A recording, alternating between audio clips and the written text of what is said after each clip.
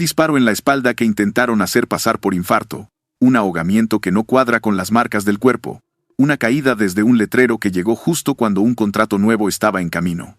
Hollywood enterró a sus estrellas con titulares limpios y versiones oficiales que nadie se atrevió a cuestionar demasiado. 10 nombres legendarios, 10 muertes que no tienen sentido cuando revisas los hechos. Aquí está lo que realmente pasó cuando las cámaras dejaron de grabar. La rubia platino de las comedias de Hal Roach amaneció muerta en su garaje en diciembre del 35, el motor de su Lincoln Phaeton todavía tibio y las llaves en el contacto.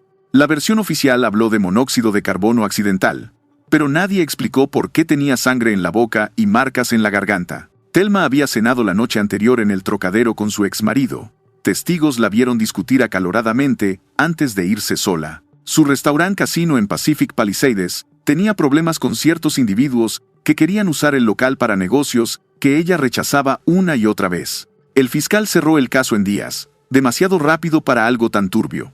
Su criada declaró haberla visto subir a su apartamento, pero el cuerpo apareció dentro del carro en el garaje 2 pisos más arriba. Roland West, su pareja, cambió su historia 3 veces durante los interrogatorios. Vecinos reportaron gritos esa madrugada, pero cuando la policía tocó puertas al día siguiente, todos prefirieron no recordar nada. El garaje estaba a metros de distancia de su apartamento. Habría tenido que caminar descalza sobre concreto helado en plena madrugada de invierno. Los archivos del caso desaparecieron años después. Nadie supo explicar cómo expedientes tan importantes se esfumaron.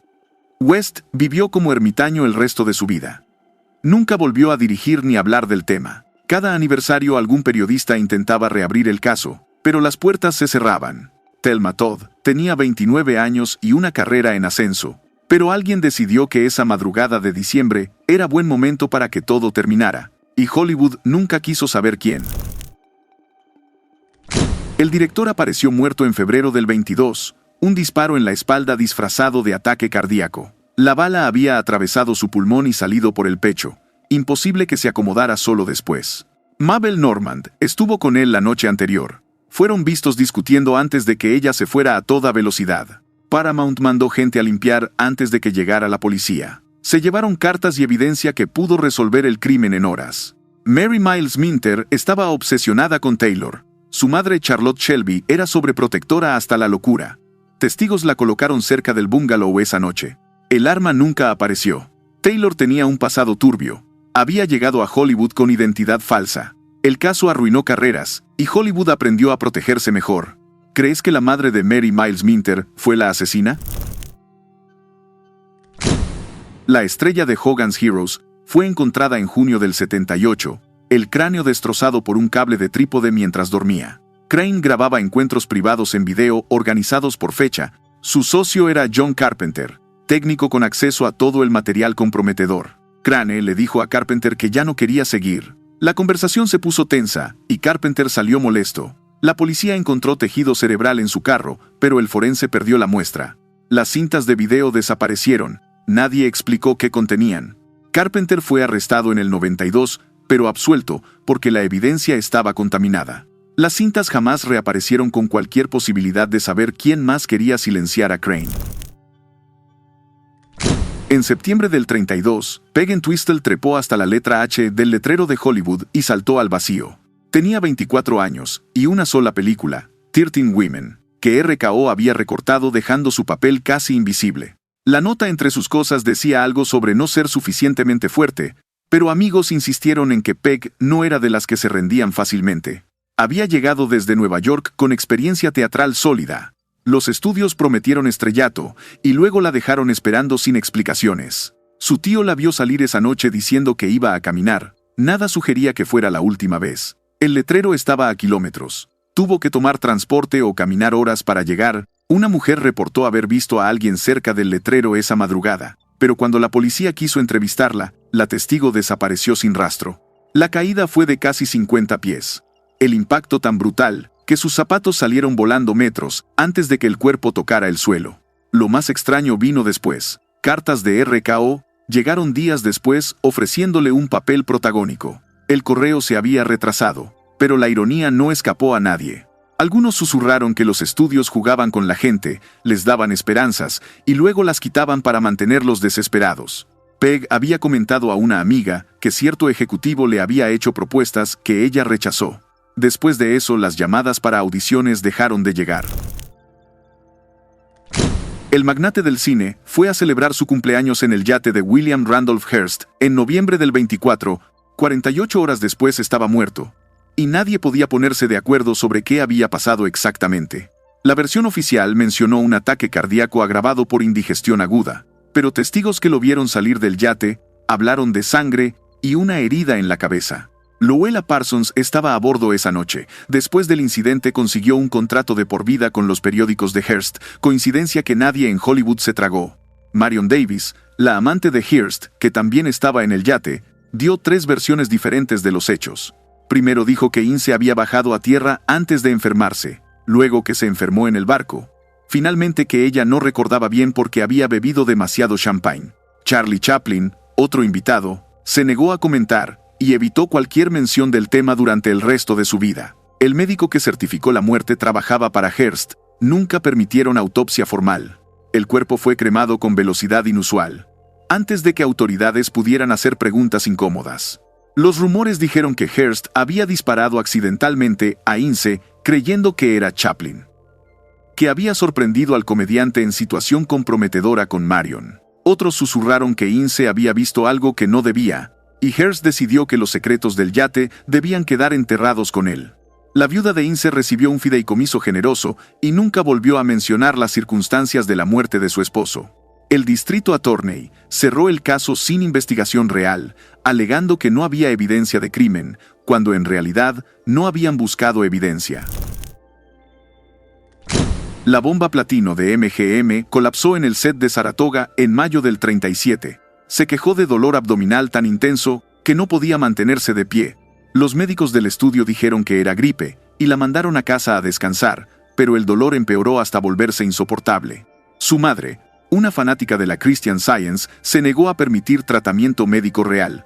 Prefirió rezar mientras Jean se deterioraba hora tras hora. Cuando finalmente la llevaron al hospital una semana después, ya era demasiado tarde. Sus riñones habían fallado y la infección se había esparcido por todo su cuerpo. Los doctores determinaron que Jean había tenido una inflamación renal severa, posiblemente causada por escarlatina que tuvo de niña. Pero algunos en el estudio susurraron que el daño renal venía de otra cosa, de golpes recibidos durante su matrimonio con Paul Byrne, o de tratamientos caseros que su madre le administraba sin supervisión médica. William Powell, su prometido, estuvo a su lado en el hospital impotente mientras la veía apagarse.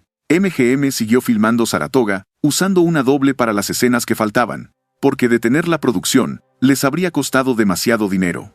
Su madre, Mama Jean Belo, vivió del nombre de su hija durante décadas, cobrando regalías y dando entrevistas donde se pintaba como víctima. Nunca admitió que su fanatismo religioso le había costado la vida a Jean, que si hubiera permitido tratamiento médico a tiempo, su hija probablemente habría sobrevivido.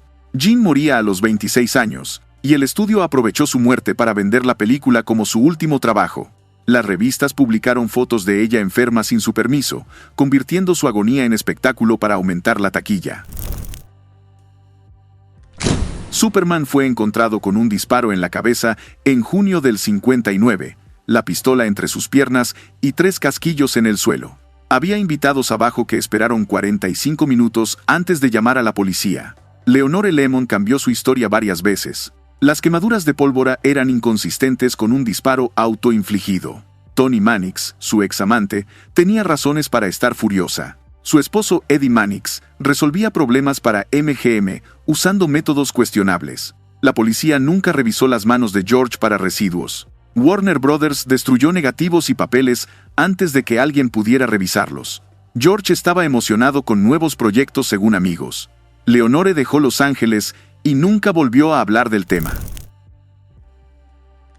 La noche del 28 de noviembre del 81, Natalie Wood se ahogó en aguas heladas cerca de Catalina Island después de caer del yate Splendor, donde estaba con su esposo Robert Wagner y Christopher Walken.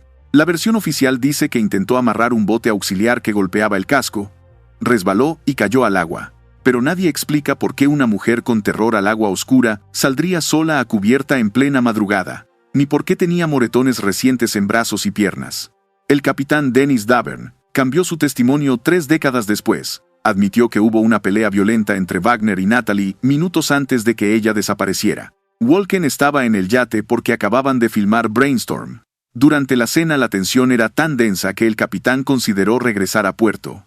Wagner rompió una botella de vino contra la mesa, gritando algo sobre Walken y su esposa. Luego, todo se puso silencioso de manera sospechosa. Cuando Wagner notó que ella no estaba, esperó hora y media antes de llamar a guardacostas, tiempo suficiente para que cualquier rastro se perdiera en la corriente. Su cuerpo apareció flotando a la mañana siguiente, la chamarra empapada pesaba tanto que le había impedido nadar. El forense original determinó muerte accidental por ahogamiento, pero en 2011 reabrieron el caso después de que Davern escribiera un libro. Las nuevas autopsias revelaron que los moretones eran consistentes con forcejeo, no con golpes contra el bote. Wagner se negó a hablar con detectives cuando reabrieron la investigación. Su abogado bloqueó cada intento de entrevista formal. Christopher Walken tampoco cooperó mucho. Sus respuestas fueron vagas y contradictorias cuando lo presionaron sobre lo que vio esa noche. El galán latino fue encontrado golpeado hasta morir en octubre del 68. La escena tan brutal que detectives salieron conmocionados. Los hermanos Ferguson confesaron haber ido buscando dinero, una fortuna que nunca existió. La tortura duró horas usando un bastón Art Deco. Ramón había sido estrella de MGM en los 20s. Lo que el público nunca supo era su orientación, información protegida por el estudio. La noche de su muerte había estado bebiendo. Los Ferguson vieron una oportunidad fácil. Los Ferguson salieron en libertad después de solo 7 años. Sentencia ridícula para un asesinato tan brutal. MGM había construido a Ramón como símbolo de masculinidad exótica. ¿Crees que la sentencia fue justa? La noche del 4 de agosto del 62, Marilyn fue encontrada muerta, rodeada de botellas de pastillas. Su ama de llaves cambió su historia múltiples veces sobre qué hora descubrió el cuerpo. El psiquiatra llegó antes que la policía, y tuvo tiempo de remover evidencia. Tanto Jack como Bobby Kennedy habían tenido encuentros privados con ella. Vecinos reportaron un helicóptero sobrevolando su casa. Los registros telefónicos desaparecieron, confiscados por agentes federales. No había residuos de pastillas en su estómago. Peter Lawford admitió que Bobby Kennedy estuvo en la casa esa tarde, después de una discusión donde ella amenazó con hacer públicas informaciones. Hollywood y Washington tenían razones para enterrar la verdad. ¿Crees que los Kennedy tuvieron algo que ver? 10 estrellas, 10 muertes que Hollywood prefiere olvidar. Los estudios protegieron sus inversiones, los poderosos borraron sus huellas. Si esta historia te impactó, suscríbete porque hay muchas más verdades enterradas bajo el glamour. Deja en los comentarios qué otro caso quieres que investiguemos.